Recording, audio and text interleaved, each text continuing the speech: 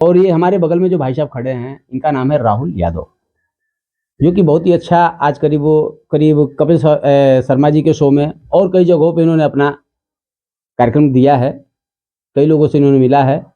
इन्हें 70 कलाकारों का जो आवाज़ होता है, उसका कॉपी करना, उसका आवाज़ निकालना, इनको बहुत बखूबी और बहुत बेहतरीन तरीके से आता है।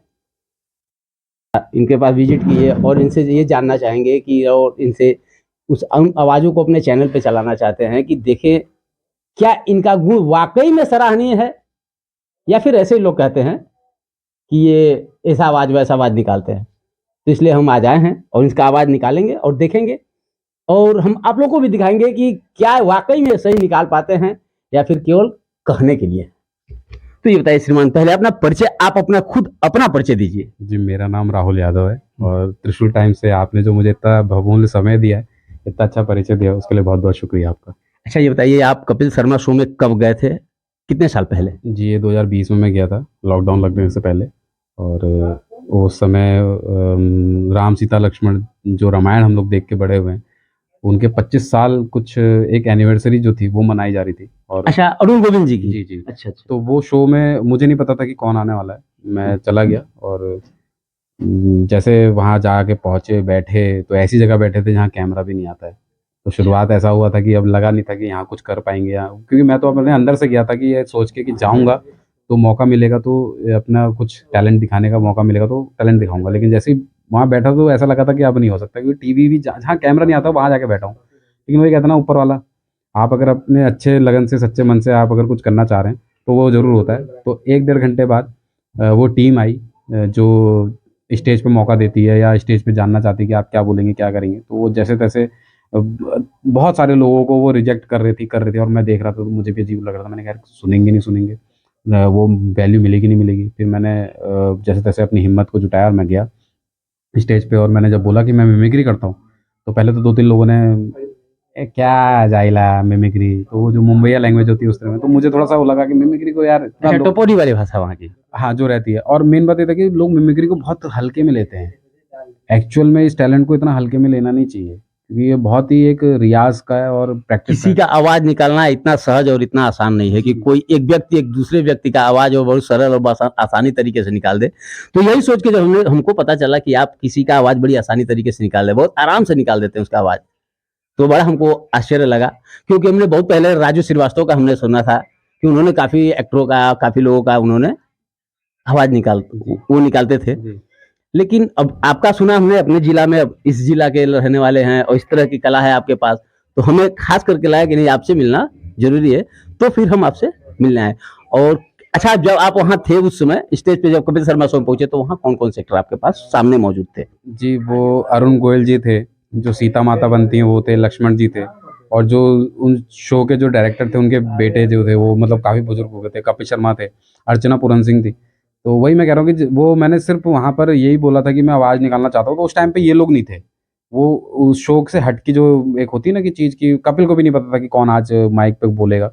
तो जो उनकी टीम के बंदे थे, जब उनको जब सुनाया मैंने, वो सुनना नहीं चाह रहे थे। मतलब उन्होंने कहा मिमिक्री क्या है यार, वही नाना पाटेकर ये वो। तो वो मैंने बोला ना लोग हल्का समझते हैं। लेकिन उसके बाद जब मैंने उनसे डॉक्टर मशहूर गुलाटी की आवाज़ में बात करी, मैंने हाय आई एम डॉक्टर मशहूर गुलाटी सीसीपीआरएच चपता चपाता पिर्राम बाय। तो जैसे ही उसने ये आवाज़ सुनी ना, वो ऐसे देखने लगा। उसने कहा अरे भाई, ये तो कुछ अलग है यार, इसको लेके आओ। तो जो वहाँ एक चश्मा पहन के एक भैया हैं, जो सब कुछ मैनेज करते हैं, तो वो लेके गए और उन्होंने कहा कि भाई तू एक अलग कलाकार लग रहा है और किसकी-किसकी आवाज़ निकालता है? तो मैंने बताया, तो उन्होंने कहा देख अब माइक ऐसा होगा और सवाल ये होगा कि आपके जीवन पे क्या प्रभाव पड़ा है। उसके बाद तू सबकी आवाज़, जो भी 4 आवाज़, तो मैं कहूँगा कि 4 आवाज़ तो ज़रूर निकालना, और 4 आवाज़ में इरफ़ान खान, नवाज़ुद्दीन सिद्दीकी तो ज़रूर रखना। तो फिर मैंने वहाँ अमरीश पुरी, नवाज़ुद्दीन सिद्दीकी और इरफ़ान खान, अजय देवगन, ये 4 आवाज़ें निकाली, और उन 4 आवाज़ों से उस पूरे शो में इतनी तालियाँ बजी, और खुद कपिल शर्मा ने मतलब मेरी जो तारीफ़ करी। और वो टीवी में तो नहीं आया, कट गया था, लेकिन कपिल शर्मा से गले भी मिला था मैं स्टेज पे जाके, और बहुत मतलब उन्होंने जितना प्यार दिया ना, वो वहीं से मेरी गाड़ी ये था कि मैं अब रुकूँगा नहीं, क्योंकि वहाँ जाके अगर आप कपिल शर्मा आपकी तारीफ़ कर दे रहा है, तो यानी कि आपके अंदर कुछ हुनर है, ऐसे ही नहीं गए हैं आप।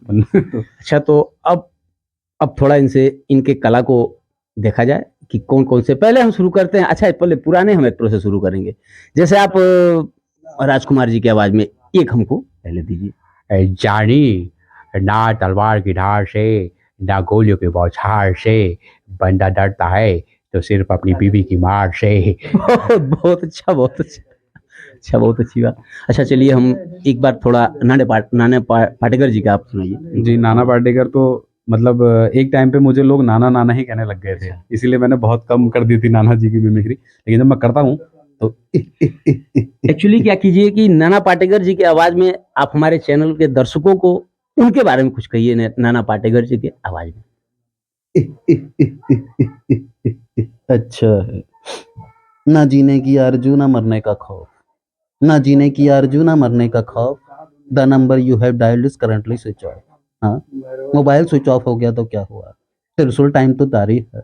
हाँ, इस त्रिशूल टाइम्स पे आइए, मुझे देखिए, इनको देखिए चैनल पे। हाँ, पहली बार आए हैं तो सब्सक्राइब कीजिए, वीडियो पसंद आ रही हो तो लाइक कीजिए, मेरी मिमिक्री अच्छी लग रही हो तो कमेंट कीजिए।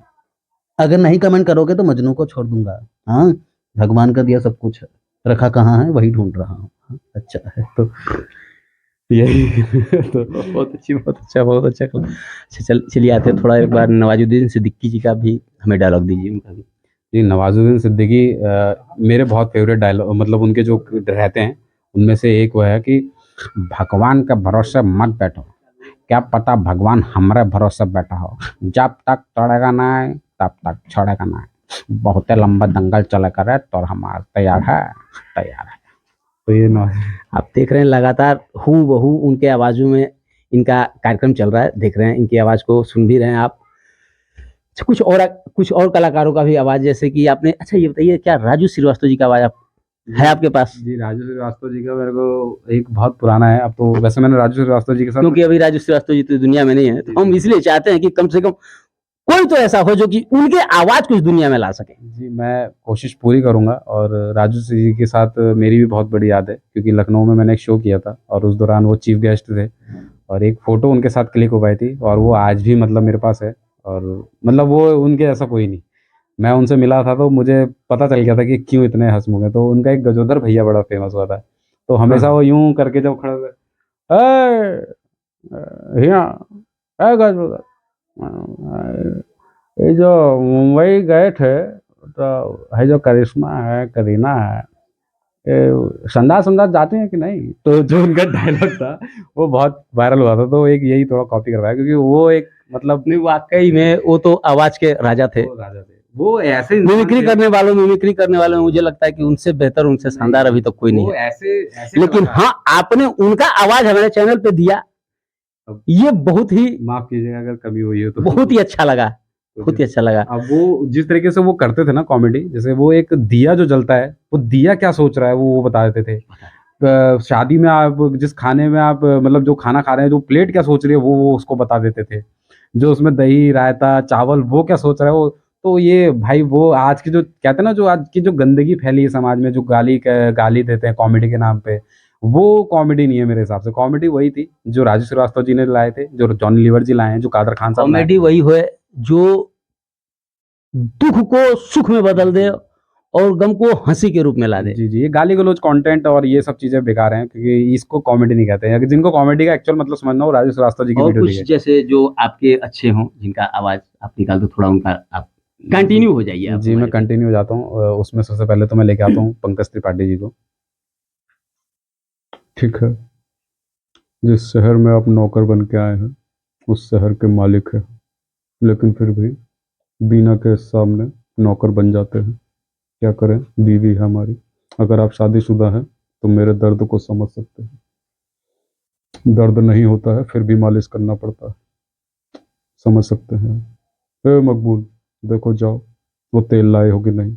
बीना को दो, कहो बाबूजी के दर्द हो रहा है। अरे अखंडा, मुद्दा ये नहीं कि तेल कौन सा है, मुद्दा ये है कि बीना मालिश करेगी कि नहीं।